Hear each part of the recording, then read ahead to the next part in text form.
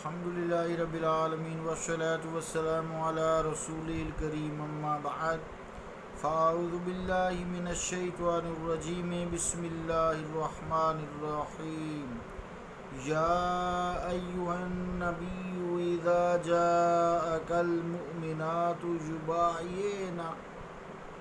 يبايعنك على ألا يشركن بالله شيئا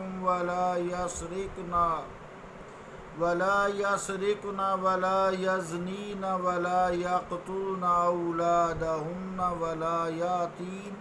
ولا يأتين ببهتان يفترينه بين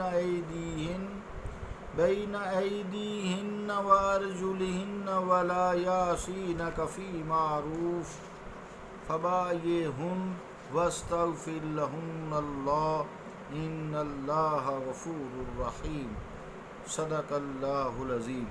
واجب الاحترام سامعین السلام علیکم ورحمۃ اللہ وبرکاتہ۔ سورہ الممتحنہ کی جو 28ویں پارے کی سورہ ہے اس کی 12 نمبر آیت تلاوت کرنے کی سعادت حاصل کی ہے۔ اس کا ترجمہ یوں ہے: اے نبی مکرم، جب حاضر ہوں آپ کی خدمت میں مومن عورتیں تاکہ آپ سے اس بات پر بیعت کریں کہ وہ اللہ کے ساتھ کسی کو شریک نہیں بنائیں گی اور نہ چوری کریں گی اور نہ بدکاری کریں گی اور نہ اپنے بچوں کا قتل کریں گی اور نہیں لگائیں گی جھوٹا الزام جو انہوں نے گھڑ لیا ہو اپنے ہاتھوں اور پاؤں کے درمیان، اور نہ آپ کی نافرمانی کریں گی کسی نیک کام میں، تو اے میرے محبوب نے بیعت فرما لیا کریں اور اللہ سے ان کے لیے مغفرت مانگا کریں۔ بے شک اللہ تعالیٰ غفور رحیم ہے، اللہ کا قول سچا ہے جو بڑی ہی عظمت والا ہے۔ عزیزان گرامی قدر، حضور علیہ السلام کے دور اقدس اور صحابہ کے دور سنہری میں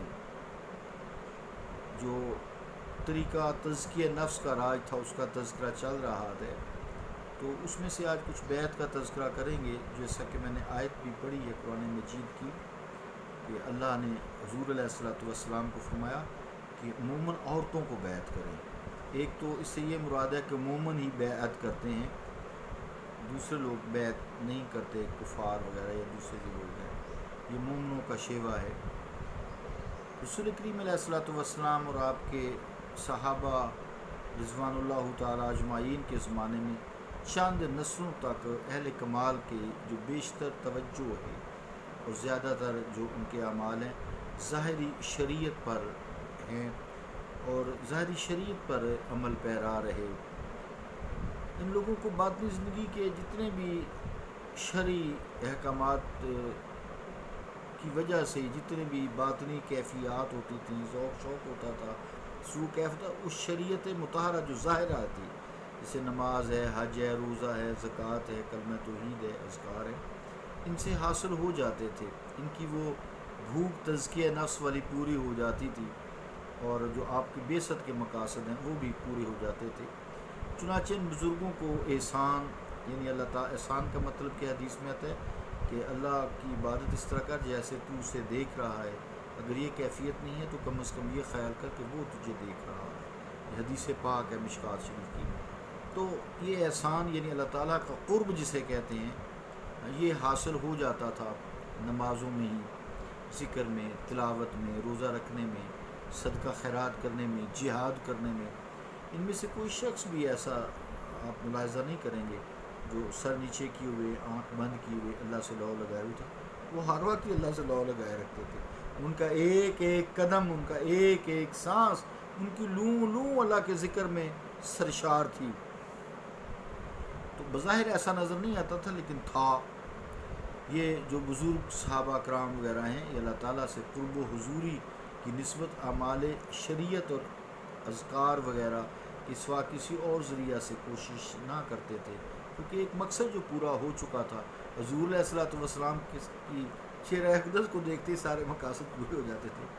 بے شک ان اہل کمال بزرگوں میں سے پھر جو محقق ہوتے ان کا نماز اور اذکار میں لذت ملتی، قرآن مجید کی تلاوت سے وہ متاثر ہوتے۔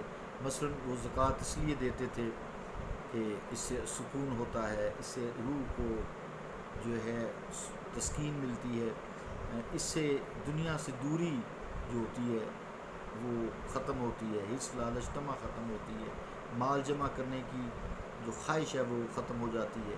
تو اللہ تعالیٰ بھی راضی ہے، یہ نہیں ہے کہ یہ شرعی احکامات ہیں، بلکہ اس سے وہ لذات بھی حاصل کرتے تھے، اس لیے کوئی کام پڑتا تھا تو صدقہ خیرات کرتے تھے۔ تو الغرض محض خدا کا حکم سمجھ کر یہ شرعی احکامات کی پابندی نہیں کرتے تھے، بلکہ وہ اپنا باطن جو ہے روشن کرتے تھے، باطن ضمیر ان کا روشن تھا، ان کو باطنی تسکین حاصل ہوتی تھی۔ پھر وہ نفسی جو کیفیات ہیں جس کا نتیجہ کرامات ہوتی ہیں، سرمستی ہوتی ہے، یہ بھی ایسی چیزیں ہوتی تھیں جو ان کو ظاہری شریعت سے حاصل ہو جاتی تھیں۔ پھر یہ چیزیں ان میں اتنی راسخ ہو چکی تھیں کہ یہی چیزیں باطن جو ہے خود بخود ظاہر ہو کر ایک ظاہری عبادات کا ملکہ بھی بن جاتا تھا۔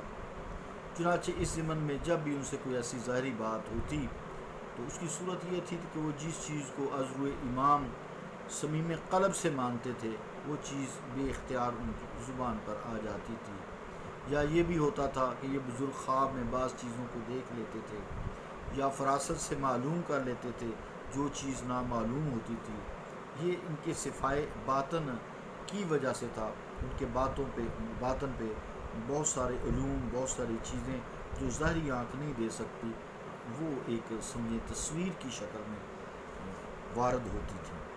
تو اسی کا نام باطن قرب الہی یعنی ان کو حاصل ہوتا تھا۔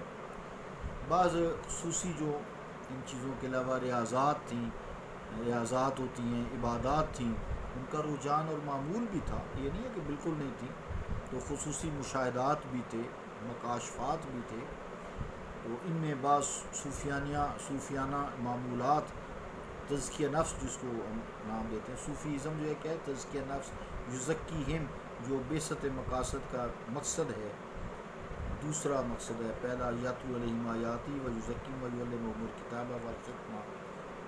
تو اس کا جو تذکرہ ہے یہ کہتے ہیں ایک بیت، ہلکا سا میں نے آیت بھی اسی حوالے سے پڑھی ہے، اس کی گفتگو کر کے پھر اس کو آگے چلائیں گے انشاءاللہ تعالیٰ۔ تو بیعت جو ہے تمام صحابہ براہ راست ڈائریکٹ حضور کریم علیہ السلام کے دست حق پر بیعت تھے، آپ کے دست پر بیعت تھے۔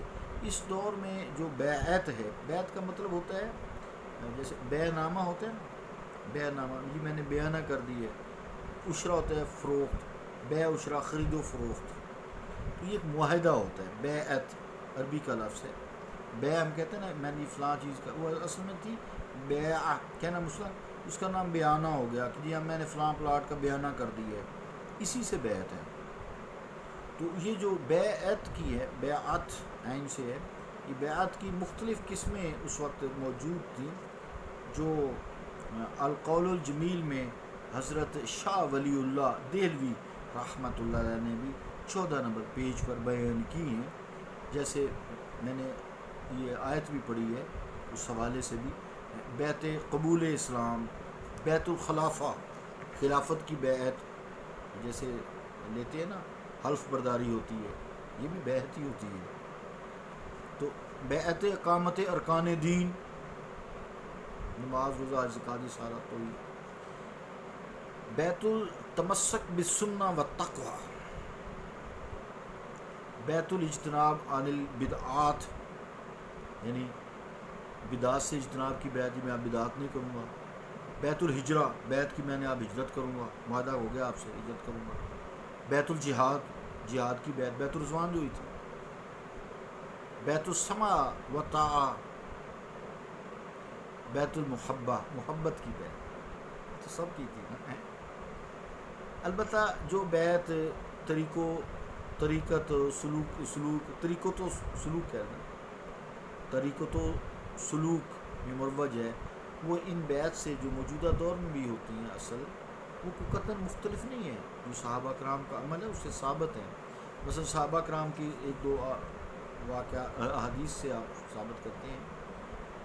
عتبہ بن عبد رضی اللہ تعالیٰ عنہ سے مروی ہے کہ بایعت رسول اللہ صلی اللہ علیہ وسلم 7 بیعات 5 علی الطاعۃ وَأَسْنَتَيْنِ عَلَى مُحَبَّةٍ، حیات الصحابہ جلد 1 پیج 232۔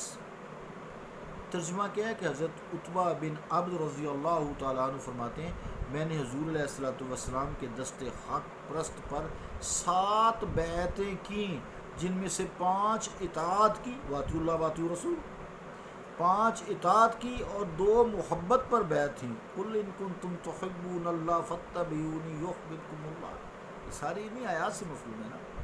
تو دوسری جو ہے حدیث پاک حضرت انس بن مالک رضی اللہ تعالیٰ عنہ سے ابو نعیم اور ابن اساکر رحمۃ اللہ علیہ نے روایت کی ہے، وہ فرماتے ہیں روایت میں قال بایعت النبی صلی اللہ علیہ وسلم بیدی ھذی علی السمع والطاعۃ فی ما استطعت، حیات الصحابہ جلد 1 پیج 232۔